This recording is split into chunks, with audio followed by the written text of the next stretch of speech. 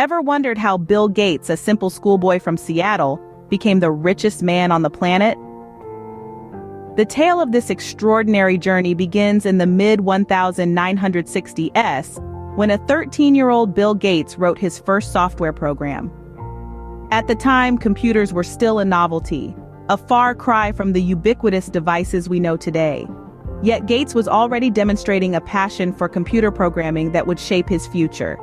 In high school, Gates was not just a typical student. He was part of a group of programmers who took on the ambitious project of computerizing their school's payroll system.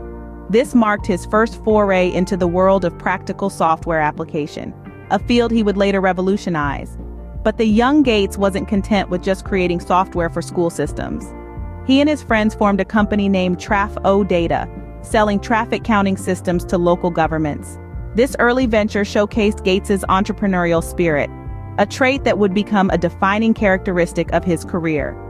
Then came 1975, a significant year for Gates. He was a sophomore at Harvard University when he teamed up with his friend from Seattle, Paul G. Allen, to develop software for the first microcomputers. Gates and Allen started by adapting BASIC, a popular programming language used on large computers, for use on these smaller devices. This project was so successful that Gates made the bold decision to leave Harvard during his junior year to form Microsoft with Allen, a decision that would forever change the world of personal computing. The two young men, armed with their passion for technology and a vision for the future, embarked on a journey that would lead to the creation of the world's largest personal computer software company. But that was just the beginning for young Gates. The real game was yet to start. So, how did Microsoft come into existence?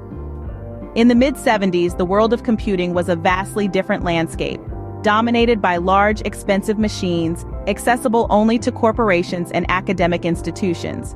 But a seismic shift was on the horizon, and at the epicenter of this change was a young Harvard sophomore named Bill Gates. Gates, along with his childhood friend Paul G. Allen, saw the potential in the emerging market of personal computing. They recognized the need for a more accessible programming language that could be used on these smaller machines, also known as microcomputers. Their solution?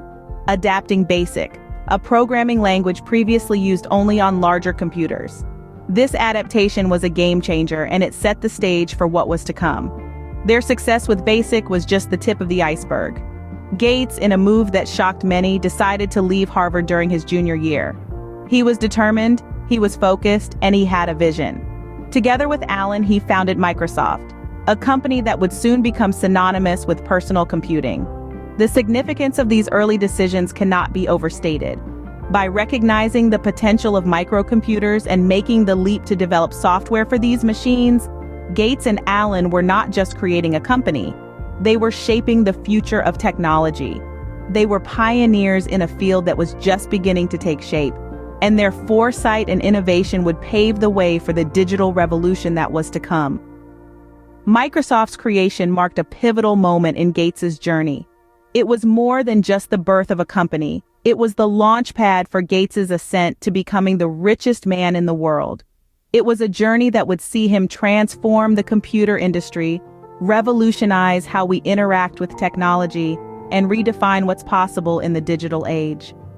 With Microsoft's creation, Gates was set on a path that would revolutionize the computer industry. The 1980s and 90s saw Gates and Microsoft rise to unprecedented heights. It was a time when the personal computer was becoming a staple in homes and offices around the world, and Microsoft was there to provide the software that powered these machines. But this was not just a matter of being in the right place at the right time. Gates, with his uncanny business acumen, played a significant role in shaping this new era of technology. One of the pivotal moments in Microsoft's journey to dominance was the licensing of their operating system, Mississippi, DOS, to IBM. This was a strategic move by Gates. He understood the influence that IBM, the world's largest computer supplier at the time, held in the industry. By aligning Microsoft with IBM, Gates ensured that MS-DOS was not just another operating system, but the standard for personal computers. The release of the IBM PC in 1981 solidified this standard. It was a game changer, setting the technical standard for the industry, and with MS-DOS at its core, Microsoft's influence grew exponentially. This wasn't without its challenges. The relationship with IBM was strained, but Gates, ever the strategist, navigated these waters with finesse, ensuring that Microsoft remained indispensable to IBM. As the 90s rolled in, Microsoft's dominance was unchallenged. Gates had successfully maneuvered the company to the top of the PC industry. His strategic decisions and relentless drive had paid off handsomely. He was now not just the co-founder of a successful company, but a billionaire. His wealth continued to grow, reaching unprecedented levels. He was not just wealthy, he was the wealthiest.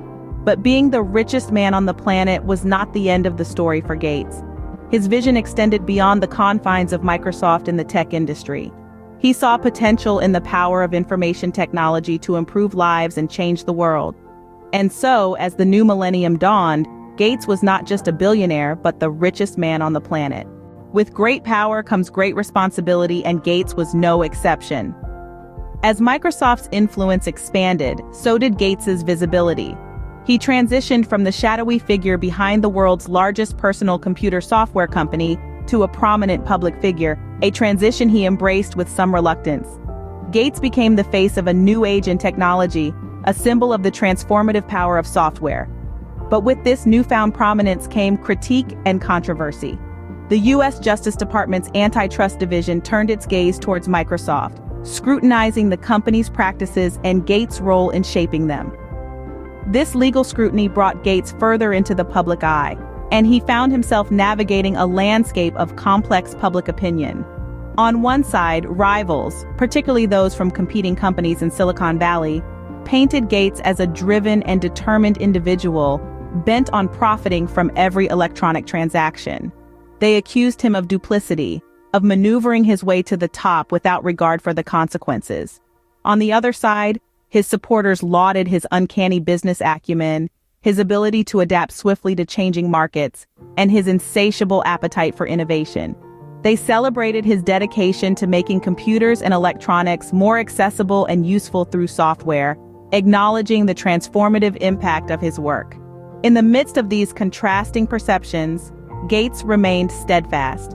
He continued to steer Microsoft through turbulent waters, guiding the company's shift toward the internet in the mid-90s. With his characteristic foresight, he recognized the potential of the internet and swiftly refocused Microsoft's strategy to develop consumer and enterprise software solutions for this new frontier. Despite the controversies and critiques, Gates never wavered from his vision. He continued to push the boundaries of technology, shaping the digital age as we know it. His influence has left an indelible mark on the world of technology, redefining the way we interact with computers and digital devices. Yet, despite the controversies, Gates remained focused on his vision. His story is a testament to the power of innovation, resilience, and unwavering dedication. Gates is not just a tech tycoon, he's also a generous philanthropist. This is a side of Gates that isn't just about bytes and bits, but about bettering the world. Alongside his then-wife Melinda, Gates embarked on a mission of global philanthropy. The couple established the Bill and Melinda Gates Foundation, a beacon of hope for many, dedicated to enhancing healthcare, reducing extreme poverty, and expanding educational opportunities and access to information technology worldwide. Gates's dedication to philanthropy is as robust as his commitment to technology. His vision is to create a world where every person has the opportunity to live a healthy and productive life. Inspired by this vision, the foundation has committed billions of dollars to initiatives and projects that seek to make this a reality. But Gates's philanthropy doesn't stop at throwing money at problems. He is actively involved in the initiatives funded by his foundation, using his strategic thinking to help solve complex global challenges. His approach to philanthropy is much like his approach to business: innovative, ambitious, and relentless. In addition to his philanthropy, Gates also focused his energy on developing software solutions for the internet. He saw the potential of the online world early on and directed Microsoft to develop consumer and enterprise software solutions for it. This was a pivotal move that helped shape the digital era we are living in today. Gates's dedication to making a positive impact on society is evident in both his philanthropic efforts and his technological innovations. His work has not only revolutionized the way we live and work, but also strived to make the world a better place for all. Gates's journey is a testament to the power of ambition, vision, and philanthropy. His story is not just about building a tech empire, but also about using his wealth and influence to effect positive change. From a tech whiz to a generous philanthropist, Gates's story is one of constant evolution, a testament to his unwavering commitment to progress